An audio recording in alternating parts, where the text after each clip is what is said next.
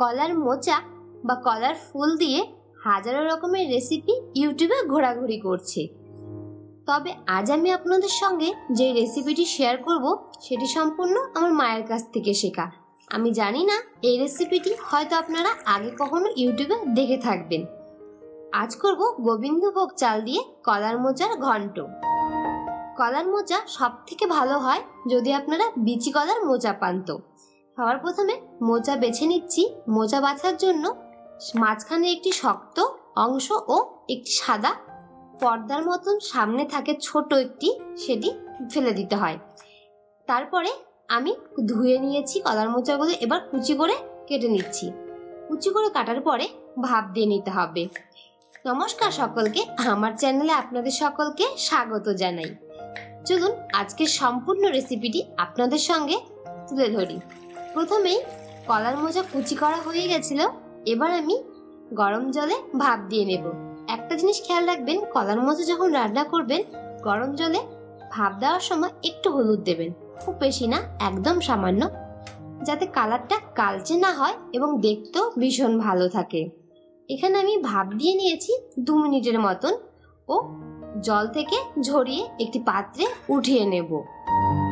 কলার মোচা রান্না করতে যেই মশলাগুলো লাগবে তার মধ্যে জিরা, আদা ও লঙ্কা বাটা, একটু গরম মশলাও লাগবে। তো এবার আমি সর্বপ্রথমে কড়াই সরষের তেল দিয়ে জিরা ও শুকনো লঙ্কা ফোড়ন দিয়েছি, আর আমি 2টো আলু একদম ছোট ছোট করে কেটে রেখেছিলাম। আপনারা চাইলে আলু স্কিপ করতে পারেন, তবে আলু দিলে খুব ভালো লাগে। যাদের আলুতে প্রবলেম আছে তারা আলু বাদ দিতে পারেন। এবার আলু দিয়ে খুব ভালো মতন লালচে করে ভেজে নিয়েছি। এবার যে মশলাগুলো তৈরি করেছিলাম, জিরা, আদা, কাঁচা লঙ্কা, পাতা লঙ্কা, সেগুলো দিয়ে খুব ভালো মতন লবণ হলুদে কষিয়ে নিয়েছি, আর ওপর থেকে কলার মোচাও দিয়ে দিয়েছি।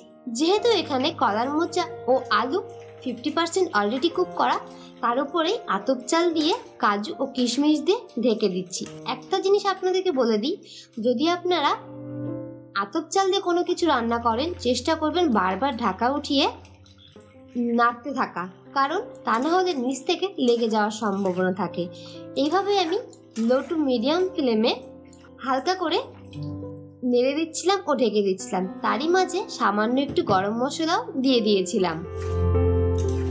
এখানে দেখুন ঝোল যেহেতু গ্রেভি হয়ে আসে, ঠিক সেই সময় আপনারা চাইলে 2-1টা আলু ভেঙে দিতে পারেন। এখানে আমি আলু গোটা রেখেছি, অলরেডি চাল সেদ্ধ হয়ে গেছে এবং গ্রেভিও অনেকটা গাঢ় হয়ে এসেছে এবং কলার মোচার গায়ে খুব ভালো মতন।